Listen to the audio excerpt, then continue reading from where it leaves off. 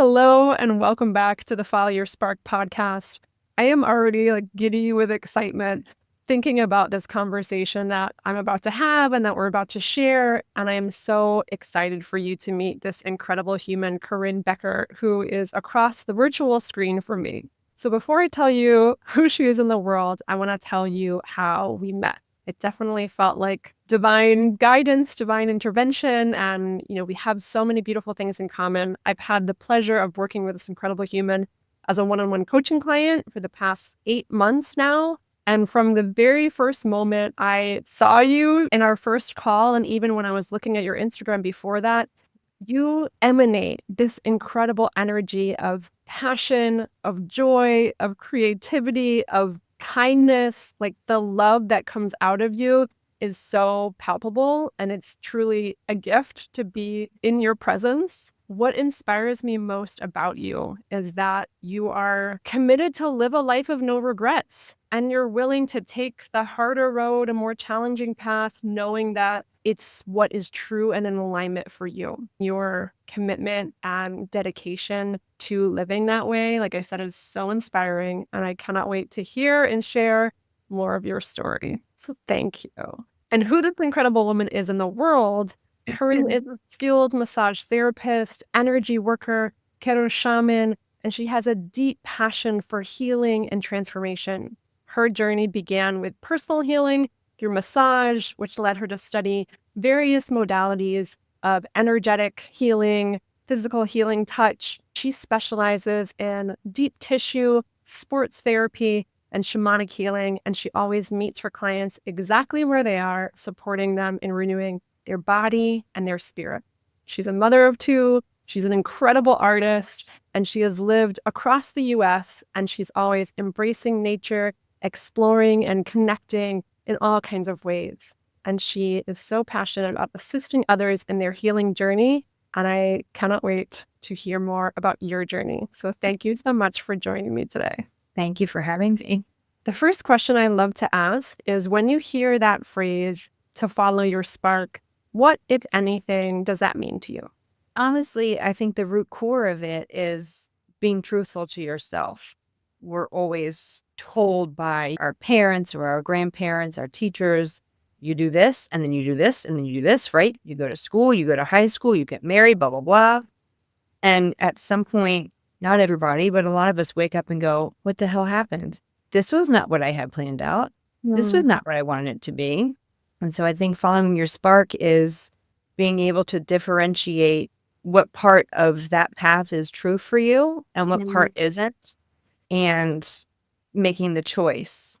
Do I want to be comfortable or do I want to be uncomfortable for a little bit, maybe a little bit longer than you want it to be, and then be ultimately just so incredibly happy and actually in awe of what it is that you've created, because you had the gall or the push or perseverance to say, no, that's not enough for me. This, I love that. So you said the heart of it is being true to yourself and really being able to discern, okay, this path resonates with me, this path doesn't, and to have the courage to choose the one that's more in alignment, even if it's more uncomfortable. Yeah. And, you live this very unique life. You've chosen a lot of things, shamanism, entrepreneurship, you're a masseuse, you're an artist. Have you always felt this way, of this desire to go your own way, to blaze your own path? Like, when did it begin? Has that desire always been present, or was there like a tipping point moment somewhere along the way? Always. I always refused to follow the pack and to fit into the norm. I have always been very expressive, very bright and colorful. I wore all kinds of funky stuff growing up. I mean, if I was going to a dance, I was wearing high top Chucks. Just every day, I did not want to fit in. That to me just feels so watered down. I didn't do it on purpose to stand out. I did it because it's what it felt good for me. It just happened to make me stand out, at least where I grew up. There are plenty of communities where I'm sure that everybody doing their own thing is the total norm. But yeah, I can't remember not feeling that way, not feeling like, no, that's not for me. Mm-hmm. Yeah. More coal, please. Yeah. So when you look back on your journey, knowing you've always had this desire to express yourself, to live in full color, were there moments of, I'm sure there are because we all experience those moments of challenge along the way? And what helped you stay connected to your truth, even when things got hard or rocky, and say, you know what, I'm going to keep going on this path, even though it is challenging right now? To that, I would say, I mean, what's the saying? Choose your heart, right? Mm. So do I relinquish my power and sulk back to whatever it is that makes it easy? Or does it really make it easy when you wake up feeling drained, when you trod through life going, isn't what I wanted, but now I'm so deep in it, change. The other aspect of choosing your heart would be, yeah, it's a lot of hard work and it's confusing and I don't know what I'm doing and I feel like I'm constantly failing, but maybe you're failing up. I mean, how incredible is it when, and I know I've talked to you about this, I don't know how to do X, Y, and Z. And then I figure out how to do it, but I also figure out that I'm a badass because I did it. Yes. And now I can add that to the list of things that I now know how to do. Yes. Okay, great. Let's do the next hard thing. Cool. I did that. What is failing up? Um, Failing up is, it's like where you just feel like you've made a mistake, but it actually puts you in exactly where you're supposed to be.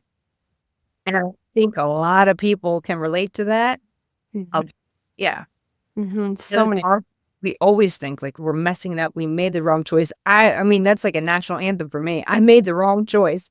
How do I undo that choice? I can't, but I can fail up. I've got myself in this position.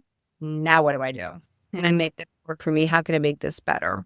What lesson can I learn? Or as the shamanic practices, what's the medicine in this? Yeah.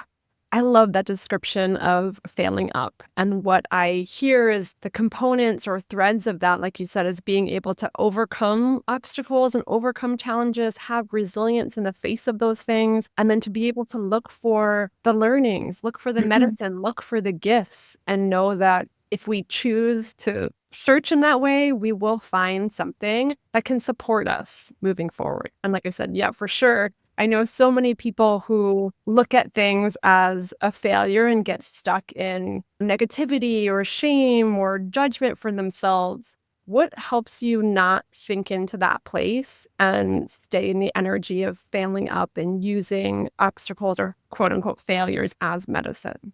And this, I have struggled with this roller coaster.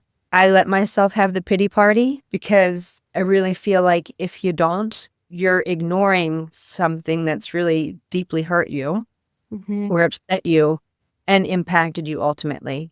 And ignoring that does not make it go away. It just drives it down deeper. It's got to come out at some point.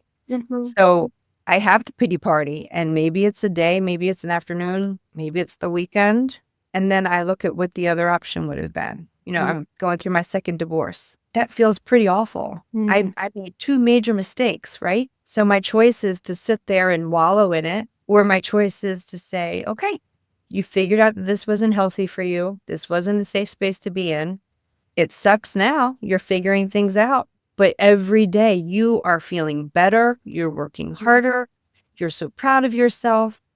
The real failure would be staying where you don't have happiness. So it's the victim mentality versus, the survivor mentality, right? Or I got myself into that situation, but I got myself out of it too. So there's always an opportunity once you've felt the wallowing and felt the shame, felt the pity, whatever it is, there's always an opportunity to flip that script around. Yes.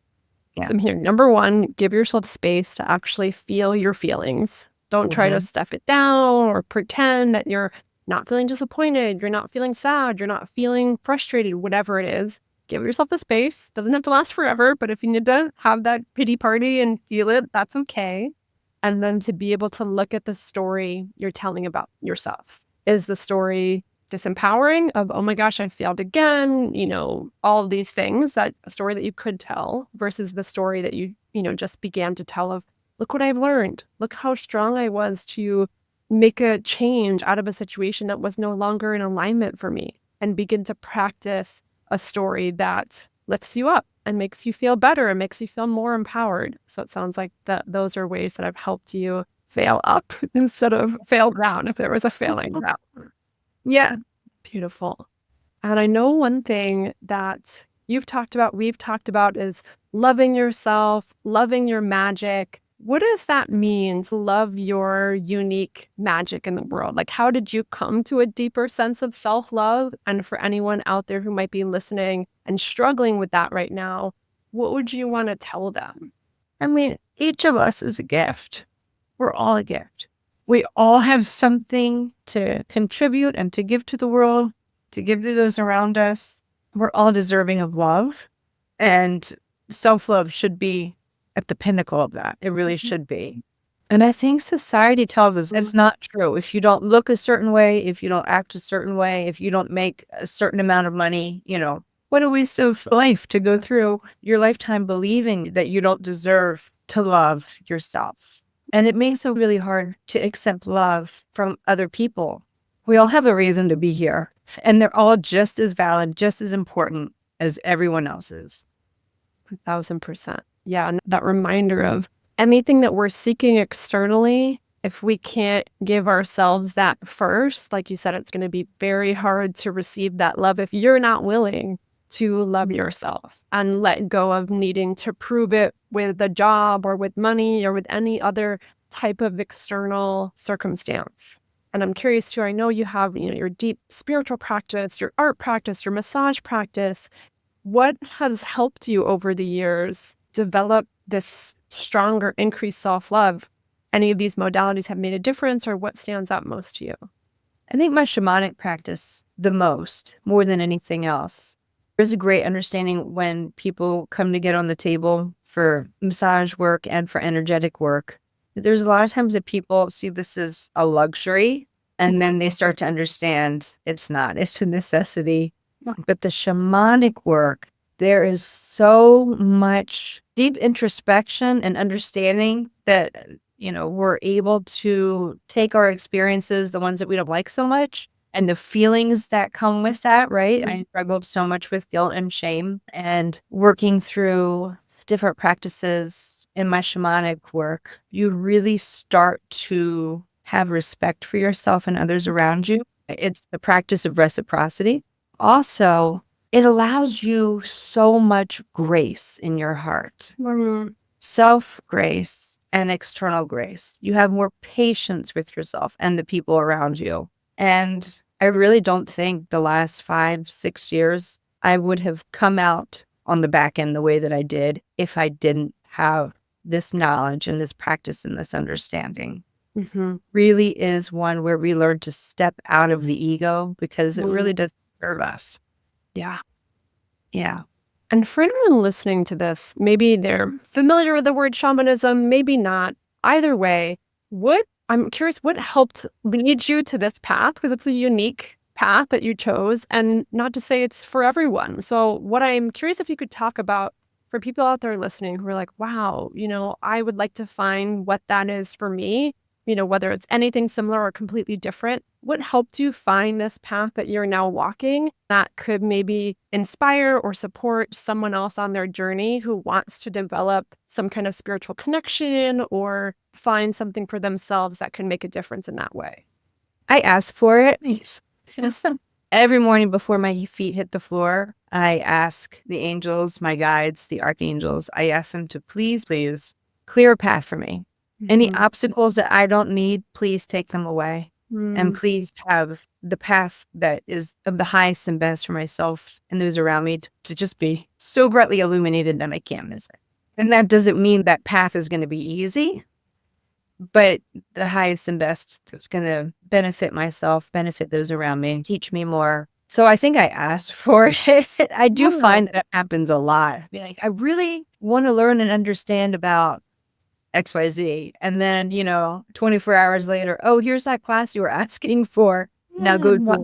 So with this path specifically, I had what you would say is a dream. It wasn't a dream. It was definitely a travel. And it was an experience, and it left me in a depression because I could not have it again. I needed to know more. There was something else there. And months later, I had the same experience. And this was several years ago, but that's the last time I've ever had it. And I ended up going to a shamanic journeying class. And at the end, after everyone had left, I asked the shaman, I was like, I can't, no one's got to answer me what this is. And I know it was something big. I got to understand. It's driving me nuts. And that's what she said, I think maybe. So she invited me to learn the Moon Eye Key, which is love in action. And it's 9 rights that are bestowed. And this is indifferent to whatever your spiritual or religious beliefs are. Connects you higher to that belief system that you have and to your own heart. And I had only intended to do those 9 classes. And at the end, in a conversation we were all having as a group, I just heard in my left ear, clear as day, this is your path. Okay. I've been letting ego drive the bus this whole time. So now I'm just going to follow it. I mean, you hear it. You can't be like, oh, that is fair. Yeah, simple. Yeah. And it's changed my life. Mm-hmm. So I'm hearing of one, sharing that intention, that prayer, whatever it is, Spirit, please lead me to the person, the modality, the practice that's going to make the biggest difference for me right now. And then be open to receiving and be open to receiving with patience. Like sometimes you might get the sign 24 hours later. Sometimes you get a snippet of it and it's something, but it's not quite clear yet. And maybe you have to wait a little more, or maybe you follow one breadcrumb. Like it wasn't like the very beginning. You're like, okay, I know I'm going to be a Karo shaman and I know I'm going to train in this, but I know like all these things are going to happen. It was breadcrumb by breadcrumb. And you having the courage and the willingness to listen, because other people could ignore that. You're like, it can't be ignored. We have a choice of, are we going to trust in those sparks, in those breadcrumbs, even when we don't have the whole picture? It's like putting the puzzle pieces together without knowing what the picture you're creating is. Right. And are you willing to kind of fumble along and feel your way and let your intuition and your heart guide you? So what a beautiful message and invitation to those listening of, okay, if there's something you desire, if you want this deeper spiritual connection, if you want more trust in yourself and your path, whatever it is, ask to be guided and then listen for the breadcrumbs that show up. And you have to trust too. Because there's so often where, we're given, we're given a sign or we're given something and then we're like, no, that's not what that means. We're given all of these universe. Hey, I gave it to you. And then you said no, you asked for it. But that's your ego going, no, I imagined that. When it presents itself to you, you got to grab it. You got to take it. Yeah. So what breadcrumbs are you picking up in your life or in your business right now that are maybe still in the process of unfolding? But what are you saying yes to right now? What are you like welcoming more in or moving towards in your life? It has to be an absolute yes. I am no longer accepting anything that's we'll see, or maybe. It has to be like, yes, this feels good. Yeah. So in the work that you do right now, like what feels really good? What do you want to share? If people are listening, we're located in Maryland. I would love if you could share more about the work that you offer people and what is that deep yes right now that you're so excited to share with the world. I think overall it's connection, because when you're working with someone's energy, when you're working with someone's body for massage therapy, and also when I do a lot of murals and painting, we all, I think, want to feel connected, right? And I think also we all want to be cared for. Like, it's so beautiful to get on the table and just have everything just turned off and let somebody just care for you.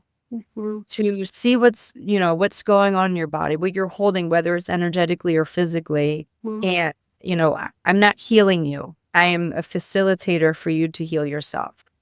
So maybe that's just getting on the table, maybe that's acknowledging what's going on. Maybe that's taking the homework that's given to you and doing that, right? Yeah. I think it's this deep want to be cared for, be seen, be heard. Yeah. So to be able to fill that need in the world, to hold space for people to feel seen, feel cared for, feel heard, whether that's they're coming onto your massage table and getting energy work or getting body work. Or what about your art too? Do you feel like that is a way to leave people feeling connected or seen and heard? Or how does that kind of weave into what you're passionate about right now? I don't know. Do you know anybody who walks past a mural and doesn't like stop and pause? And what does that emote? Oh my God. Like this, I don't know why this just popped into my head, but we would go up into Baltimore City to see my great aunt every holiday. And the way that we would take to get there was this giant mural. And it was like men working. I can't remember exactly what it was, but it was like men working. I don't know why, but as like a child, I was just like infatuated with it. I don't know why, but it sounds crazy. But I looked for it. I was excited to see it every single time. And maybe it was because it meant I knew where I was going and I was very excited to be going there. Yeah. Always loved art, but it emoted something in me. I don't know what. Mhm. And sometimes it's very easy to look at it and say, oh, well, I know how I'm feeling. Stirring or it's haunting, or point is that we are constantly just go and we're multitasking. And when you see something like that, you pause and you're present. Mhm. Yeah, absolutely. Yeah, that's the word that I just wrote down, presence. And it sounds like art is a way to help people connect to themselves, to help people kind of stop in their tracks, especially with a big mural, something that catches your attention and awareness, and to be able to notice, what does that remind me of? Or how do I feel when I see that? It's breaks people out of the everyday, like you said, busyness, and helps you or gives you an opportunity to drop into this moment and connect with and be with yourself. Yeah. And how often, you're talking about feeling seen and heard, and how a lot of people don't take the time to see and hear themselves. So to really ask myself, how am I feeling right now? What is coming up for me when I see this piece of art? So it's interesting, that feels like a common thread between the work of, yes, you hold space to see and hear and care for other people, and also have these beautiful modalities for people to give themselves that gift and not just look for it externally. Yeah. Beautiful. Can people buy your art or work with you? Like, tell me all the ways that people can work with you right now. Okay. So the shamanic work that I offer, the massage therapy, the chakra work, I'm located in Severna Park. My business is called Waira Energy Arts. Waira is the Karo term for the wind, specifically the wind of the mountains. And the mountains are viewed kind of as like gods on earth. So it's a really spiritual, beautiful significance in that wind. So anyway, so Waira Energy Arts in Severna Park. And then you can reach me, I guess the best way would be through Instagram. My handle is Corinne in Color, and that would be for my mural work. And then I have the same name, Corinne in Color, on Etsy for my prints. Beautiful. Yeah, I love, like, your art is so colorful, and I can feel your energy infused in it, and it definitely elicits an emotional response and a reaction for me. So we'll put all the links to everything in the show notes. Definitely check it out if you're craving joy and color and energy. It's so interesting to see and witness all the beautiful things that you've painted. Thank I'm you. curious too, do you have any murals in the works right now? What are you working on? I have 2 in the works. One is actually at Waira, and I plan on finishing that this weekend. So that will be posted on Instagram. And then next week, I have another one in someone's house. They've got this bright kind of like a coral flamingo colored room. And yeah, so there's going to be they asked for lots and lots of plants and stuff. So that'll be in the next week or two, that'll be completed as well. I love it. Well, maybe we'll be able to share some pictures of different things, or we'll link to your Instagram so people can check out the work in progress. For people who maybe either they want to be artists, or they want to paint a mural, or they want to get more in touch with their creativity, and yet they're afraid or something's holding them back, is there anything that's helped you most to allow yourself to express and be creative and follow through on these desires to create? Well, I feel like it's a way to express, even when it comes down to a way that you were like, oh, it's not how I had it in my head. But can you take a look at it and be like, but it's kind of cool. I kind of like it. If you don't like it, paint over it. I have so many canvases. I'm like, that's crap. I don't like it. It's not what I meant to do. And I just paint right over it. And I center again. And I think, okay, all right, how did I want this to come across? But that's what's so cool about art is that there's no wrong way to do it. You're not building a bridge, right? You're building something that's just beautiful and makes people smile or feel a certain way. You can make it however you want. I can't tell you how many times, on the other side where I messed up and I'm like, this is great. This is way better than what I had thought I was going to do. Let's build on that. Totally. So if there was one message you would want to leave people with in terms of expressing themselves or expressing their creativity, like what message would you want to tell them? Or maybe even what message would you have given yourself at the beginning of this journey?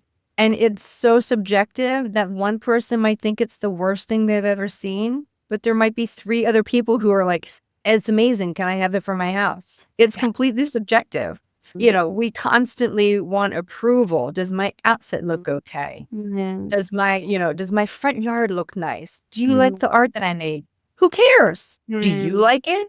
Do you like your outfit? Do you think your front yard looks okay? You're not going to please everybody, so you got to please yourself. If you like the art, great, because there's no bad art. Yeah, I'm hearing like, do it for you. Let go of the external validation. Know that you can always paint over it. Nothing is set in stone. Nothing terrible is going to happen if you make a piece of art and you're like, that's crap, or I don't love it. Like, it's okay. Move on and allow yourself to enjoy. Have fun with it. Have fun. Yeah, that's what we should be doing more of, like across the board. Just have fun. Allow yourself to enjoy the process. Yep. 100%. Oh my gosh, I love it. So I know I've had the pleasure of knowing you and working with you for the past 8 months. And I'm so curious if you can share for people who maybe have never experienced coaching before or don't really understand the difference it can make. I would love if you could share a little bit about what has been most impactful about this work and taking this time for yourself. If you could share anything about that. Let me get my scroll out and roll this. Oh my gosh. I mean, for me personally, and I've touched on this during this interview from, the other side of it, let's say, but I had put myself aside for so long for the benefit of others that I got completely lost. I got totally lost in what I wanted or how to do what I wanted. You really helped me understand it's okay to ask for what I want. And it's okay to step up and say, you know what? I'm not even asking. I'm demanding. And I'm making it happen. I'm going to forge this path and it's going to feel uncomfortable and I'm going to second guess myself. And here's how we're going to work around that. So I think there's been just so many tools that you've offered to me. And sometimes I'm like, I don't know. I don't know that I like that homework. What's my other option? And I think 90% of the time, like, I can do that. I can apply that. I'm not the same person that I was 8 months ago. I'm just not. I've become really, at first, accepting of taking up space. And I mean, that's how I was for most of my life and until, my first marriage. And then I started getting a little meeker and a little meeker. And now I'm pretty loud and proud again. So I'm hearing of being able to have that clarity of what you want, what you desire, believe you deserve it, be willing to take up space and know that in that expansion process, yes, there's going to be tension. Yes, there's going to be resistance. There's going to be feelings that come up, and having this space to feel those things, to navigate those things, to have support through the journey has been helpful. I've become unapologetic. I know you said 90% of the time you appreciate the homework. One thing, and tell me what's resonates with you, that 90% of the time the homework is also generated by you. Like the beauty and gift of is asking, okay, like, what do you think you should do? What would resonate with you right now? What action or step do you see to take? Because 99% of the time, I'm not even doing the homework. You're creating it from yourself and like, oh, well, I could do this. Do I want to? That's the question. Yeah. But what's nice though is, and I mean, I've worked with therapists for so many years, and this is not the same thing. there are so many components of it that feel that way, right? I'm sorting through my emotions with you, but there's something else to it. Like there's tools to it I haven't received before. It's really irreplaceable. I don't know what I'm doing otherwise, right? And I know I had said to you before, I took a year rebuilding myself post-divorce, and I got myself so far. And then I didn't know what to do next. I didn't know how to do it next. I didn't even have the mental capacity to carry that through, right? And I think I referred to you as a Sherpa, right? Like, I want to climb this mountain. I got to the base, right? I can't get to the top. I need a Sherpa. Yep. Yeah, and we all need help, right? You've told me before, like shamans need shamans, coaches need coaches to be able to have support on our path. We all need it. I have a coach, like to be able to give ourselves the gifts, like you said earlier, of these tools, massage, energy work, whatever it is. They're not a luxury. I mean, granted, obviously, yes, they cost money oftentimes and all of that. And how can you prioritize that in whatever way that you're able to and know that you are deserving of support. You are deserving of investing your time, money, and resources in just as much and maybe even more so than anything else in your life. Like you are your best asset, your mind, your body, your spirit. When you're tending to yourself, that's when you have that much more energy to tend to everything else in your life. Yeah.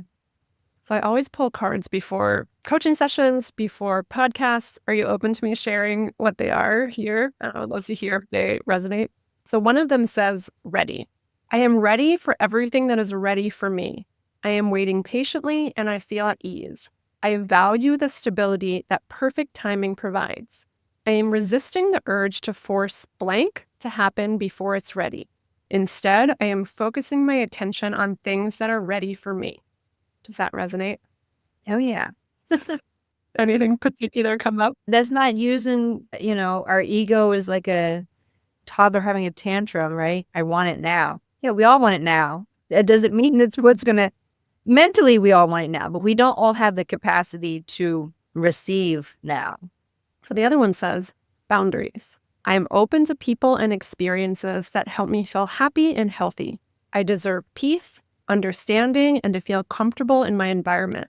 I am brave enough to share my needs and set boundaries. I am ready to express myself and communicate that instead of blank, I would prefer blank. Yeah. Well, this has been something I've been working through for a very long time. And that's something that is consistently a work in progress for me, but I'm getting better at it and better at it and better at it because while I have no problem being, as I said, like very loud and present, I have always felt the need to micromanage what it is that I'm going to say based upon how somebody's going to react to it, which isn't fair to me. It's not fair to them either. And when I first started using my voice and saying, no, that's not going to work for me, or no, this makes me uncomfortable, or no, that's not on my plate right now, whatever it is, I felt a little unhinged. And then I came to the realization like, oh no, this is just what normal people with boundaries do because it's normal and it's healthy. And so it feels awful at first. And you're like, actually, I'm so glad I got that off my chest. Now I can breathe. Yeah. And I would probably say every single one of my female clients struggles with boundaries in some way. And I'm curious to, it sounds like you said you've been working on this for a while. What has helped you set more boundaries, be willing to feel whatever feelings come up with setting boundaries? Anything that you can share with people who are like, yeah, I need to set boundaries. What guidance would you want to share with them? If you don't have clear boundaries, people are just going to walk all over you. I mean, my problem has been that I speak and think and act with a deep sense of integrity. Before I say this or before I do this, it's like a chess game, right? How is this going to affect everybody around me? What's the trickle down going to be? And so I've always been very blurry with my boundaries because I have unfortunately made the assumption that the people around me also think that way. And then when they step on my boundaries, I get angry and I get resentful. And a lot of it's at myself because I didn't say, I should have said, hey, no, but they're not a mind reader. So while it feels really hard trying to put the word to it, I don't know. I'm sorry. I feel bitchy when I put up a boundary. I feel really bitchy. And I know you get a lot of female clients struggle with this. Yeah. because that's how we've been, society's made us feel.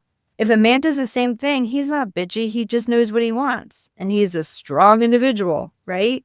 So it's what is fair to ourselves and what is fair to those around us. We have our boundaries intact and, it serves everybody.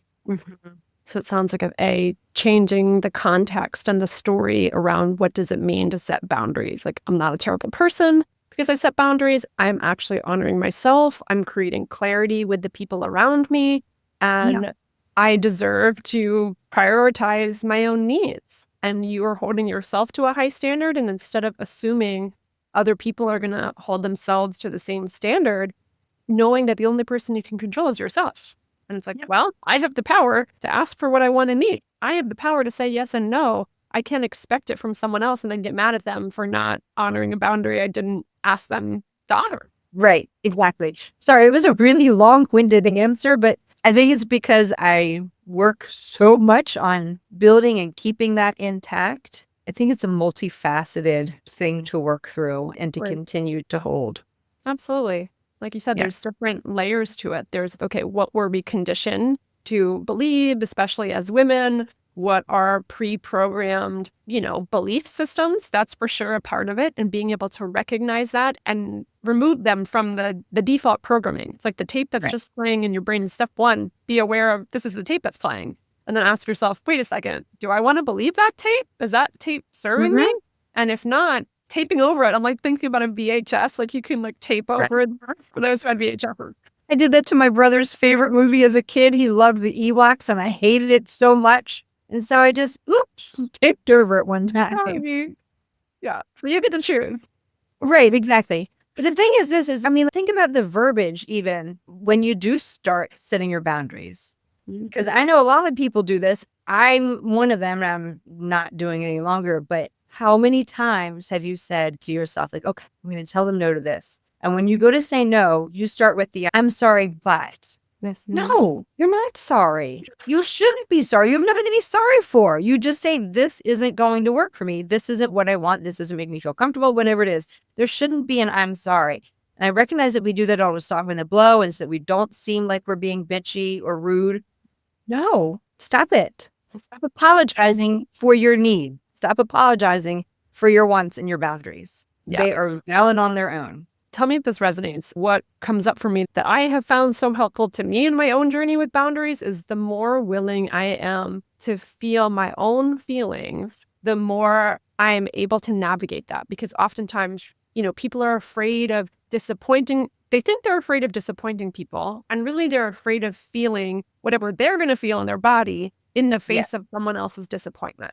So if I can feel like, wow, like I'm anxious right now, or these feelings are coming up right now. And if I can sit with that, then I'm able to say, no, thank you, without saying, I'm sorry, but, and that other person might get mad. They might have an opinion. They might not like you. And again, when you're able to source yourself internally and feel any feeling, be willing to feel any feeling that comes up, you can face any reaction from anyone. Yeah. We oftentimes don't put up the boundaries, like you said, because we don't want to feel their reaction.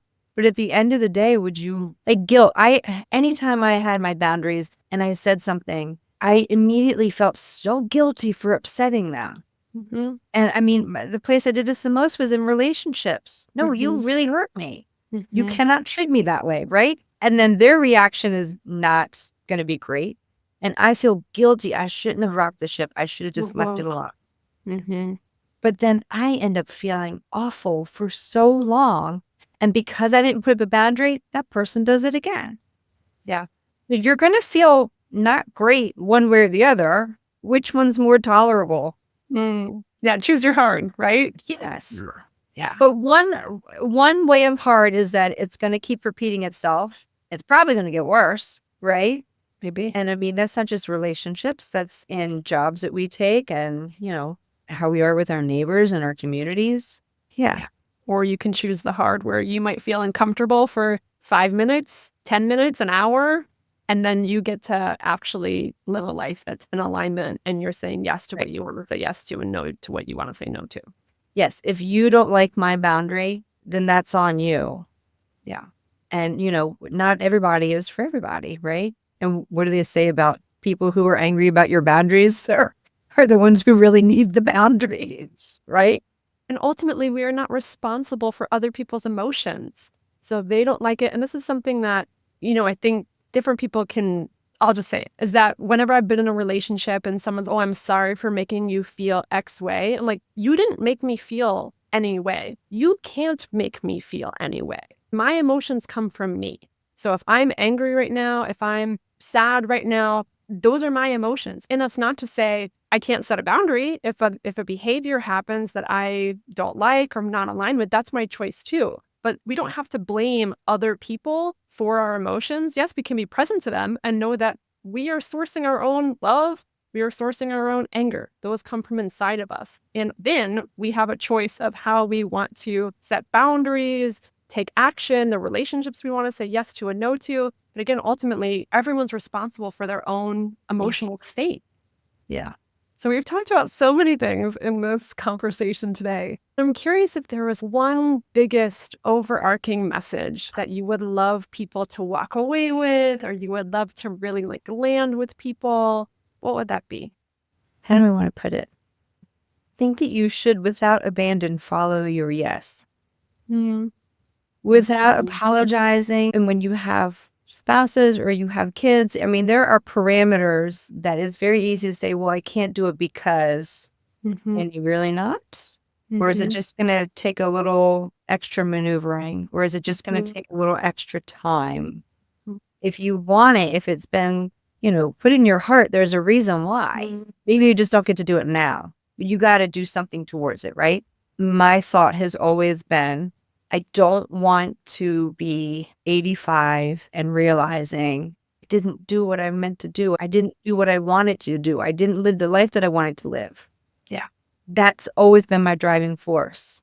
Pausing this interview for a moment to say, if you're anything like my coaching clients, I'm guessing you too want to live your most authentic, self-expressed life. A life where you are boldly sharing your voice, your gifts, and pursuing your passion and purpose. You might also be familiar with the flip side of that energy that can get caught up with fear, overwhelm, and anxiety, and have a voice in your head that sometimes tries to convince you that you're not capable and you should just stay here and play it safe because really life is fine. But I know you're not here to live a life that is fine. I'm guessing you're listening to this podcast because you have a deep yearning inside for something more, something bigger for yourself. You have big, bold dreams and you want to pursue them because you know when you do, it not only positively impacts your own life, it sends a ripple out effect that uplifts everyone around you. If that's the kind of life you want to live and you're ready to stop making excuses or waiting for the perfect circumstances and finally bet on yourself, I have something for you. I'm hosting a free masterclass called The 5 Keys to Bet on Yourself and Blaze Your Own Path. It's happening in the powerful eclipse portal in the week of March 17th, in between the lunar and solar eclipses. This is a super potent time to transform, to leave behind old chapters and old ways of being, and step into your next level self. If you're ready to claim the life you know you're meant to live, join me. You can get all the details and RSVP at ginacasbaro.com/bet on yourself. Again, that's ginacasbaro.com/bet on yourself. All one word. All right, my friend, if you're feeling that call, I cannot wait to see you there. And now let's get back to the interview. I don't want to be that person. Yeah. I want to be old and going, I had a lot of rocky patches. Got it. Yes, but I had so much fun. Yeah. I did the things I wanted to do, and I made the art that I wanted to make, and I had the friends I wanted to have. Like, I did really good. Yeah. Beautiful. Follow your yes without abandon. Without abandon. I love it. Following your yes without abandon. Speaking of which, the last question I love to ask people, because when I think of follow your spark, I think of that, of following the yes without abandon. Whatever that yes is, big or small, something that's sparking your curiosity, inspiration, doesn't matter. Is there any yes you've been giving yourself time and space to follow right now that's sparking fun or curiosity or joy in any way? All of it. I think because I've spent so much time rebuilding myself and just been really nose to the groundstone. And I'm at a point where, I've realized I haven't left space for fun. I haven't left space for self-care. I've just been so focused on my kids' needs and what I need to do, post-divorce, rebuilding my life. And I have forgotten, like, hey, you don't have to do this to exhaustion. Mm-hmm. It's stealing your joy. What brings you joy? Oh, you should go to that yoga class that you thought about going. Oh, well, you should paint, this or that, whatever it is. So I'm trying very hard. And sometimes I'm like, those pajamas look so comfy though. But I'm trying very hard to constantly say yes. Just say yes to, whatever it is. You can always go home. You can always say, oh, no, this was a bad idea. There's not going to be any opportunities in any capacity if you're just home on your couch, right? And that's capacity, opportunities for personal growth, for meeting new friends, new experiences. What's the last thing, like, specifically you said yes to that brought you joy? Oh, what did I say yes to less? Oh, yes. I'm taking a class. I'm traveling for a class that I asked for, and it presented itself. And I thought, I don't have the money to take the time off for this class, but I asked for it, so I have to say yes. And everything has fallen into place seamlessly to make this accessible for me. And I have just been so excited about it. So, initially, if this was Corinne a year ago, I'd have been like, no, I cannot take off work. No, I need to allocate this fund somewhere else. No, blah, blah, blah, blah, blah. And I know people in my life that I'm very close with. And the minute you suggest, well, what if you try doing this? Or what if you were open to blah, blah, blah? And their immediate is no, because. And so I am trying so hard to be like, yes, we'll do that. Yes. I love that so much. And I think it's a really powerful, important example. Have you ever heard this quote by Shakti Gawain that says, the universe rewards those who take risks on its behalf? Yes. Well, yeah. And it's like, you prayed for this. The opportunity came. You had the moment of, okay, I don't know where I'm going to get the money. I don't know how these different things are going to work out. And so often people think I need to figure it out before I can say yes. Versus, what if you could say yes and believe that you would figure it out? And I know that can be still scary for so many people. And this isn't to say you should risk everything, Right. mortgage the house and do all these things. Like, we can take intentional, aligned risks that they might feel a little bit scary. And if it's a deep yes that you've been praying for and asking for, even if you don't know how it's all going to quite work out yet, what would happen if it did? And be able to live into that reality. Well, think about it too. Like, a lot of times things that are scary are also kind of fun. Yeah. I asked for this class. Right? So I would be telling the universe, when I say what I want, it's not actually true. Yeah. But when you say yes to that, it's kind of fun when you're able to say yes and lean into the trust that is all going to fall into place, right? It's kind of fun. Okay, I said yes. Now show me how it's going to work out. I'm very intrigued. Let's make this happen. And what happens then is that, like, when it does all start falling into place, everything looks and feels magical. Because it is. We just don't oftentimes walk with that kind of awareness, right? How many times you say, well, if I hadn't have gone to this place, I wouldn't have met my husband. Or you can say it for about little things, you can say about big things. But it's all divinely timed. It's all, I don't know, it's all just very magical. Yeah. So I love it. And I've been thinking about this so much because the same thing happened to me. I've been wanting to take another trip to Italy coming up soon. I didn't know when. I prayed for the guidance. And then this trip to this 10-day drum pilgrimage to Sicily came up over the summer solstice this year. And I was just like, that is a yes. That's a yes. Like, well, that's money you weren't planning on spending this year. It's, well, the universe is going to help me figure that out. I'm just going to have to make more money. That's fine. And being able to say yes to that and trust that the pieces will fall into place. And I can't say that I don't think I've ever regretted making a choice like that. And I've always figured it out. Yeah. Yeah. But thank you so much for sharing. And if you're listening to this, if you prayed for something and a breadcrumb comes across your path, trust yourself to follow it. Baby Yeah. step at a time. It doesn't have to be the biggest leap that you ever take. Like we talked about earlier in this conversation, it can be one book that you read, and that book leads to a workshop, and that workshop leads to a practitioner, and whatever it is, they snowball from there. So Yeah. trust the next breadcrumb on your path, especially if you ask to receive it. Right? Yes. Yeah. Oh my God. Thank you so much for this conversation. It was such a delight, and I cannot wait to share it. Awesome. Thank you so much. This was really fun.